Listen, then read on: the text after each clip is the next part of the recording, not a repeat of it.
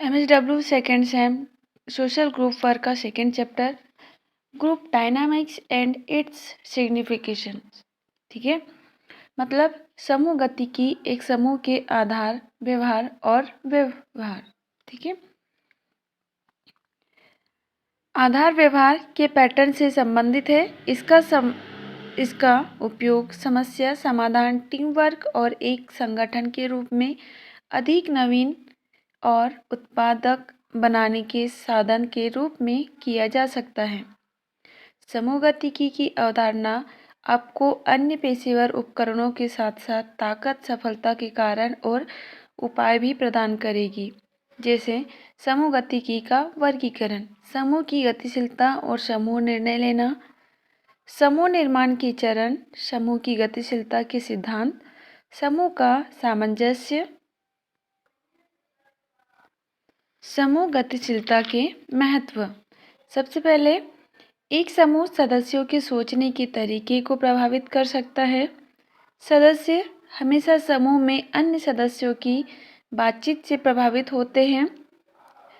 एक अच्छे नेता वाला समूह कमजोर नेता वाले समूह की तुलना में बेहतर प्रदर्शन करता है। ये आप सभी जानते हैं।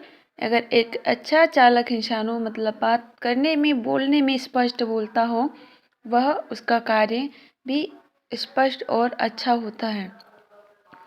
जैसे समूह तालमेल का प्रभाव दे सकता है, अर्थात यदि समूह में सकारात्मक विचार हो तो उसका उत्पादन हर बार 2 गुनी से अधिक होता है।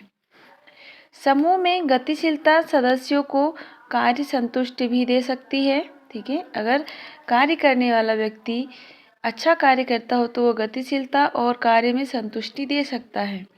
समूह सदस्यों में टीम भावना का संचार भी कर सकता है, मतलब सदस्यों की भावनाओं को स्पष्ट रूप से वह व्यवस्थित कर सकता है या फिर माइंड वॉश कर सकता है कि हम क्या करना चाहिए, क्या कर सकते हैं।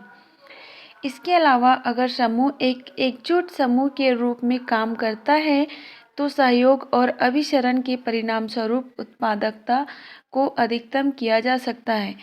ठीक है, अगर समूह में एक दूसरे के एकजुटता के कारण से किसी काम को आसानी से और सरल रूप में किया जा सकता है तो उसमें उत्पादकता की मात्रा देखने को मिलती है आपको।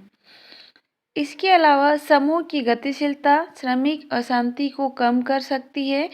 अंत में यह समूह के किसी सदस्यों के बीच भावनात्मक लगाव के कारण को श्रम कारोबार को कम करता है।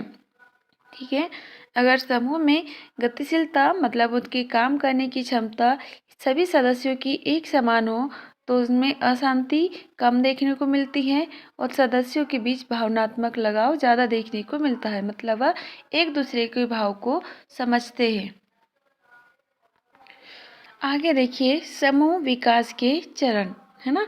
विकास के चरण कौन कौन से प्रकार होते हैं? बनने, तूफान, नॉर्मिंग, प्रदर्शन और स्थगित।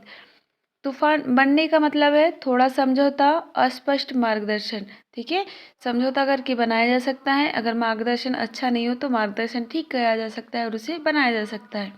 तूफान टकराव, उद्देश्य की स्पष्टता में वृद्धि, है ना। अगर तूफान आया हो तो किसी न किसी प्रकार से टकराव होता है और उसे स्पष्ट में वृद्धि हम कर सकते हैं। नार्मिकता, इसका मतलब है समझौता और सम्मति, स्पष्ट भूमिका, उत्तरदायित्व और सहूलियत। नार्मिकता में क्या होता है?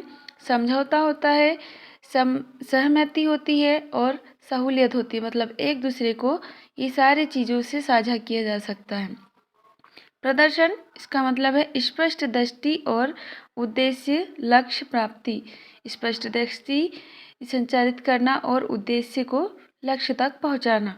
स्थगित, काम पूरा होना, उपलब्धि के बारे में अच्छा एहसास और मान्यता। स्थगित का मतलब क्या है?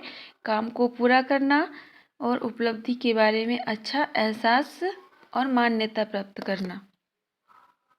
ठीक है, तो ये थे समूह डायनामिक्स एंड इट्स सिग्निफिकेशंस।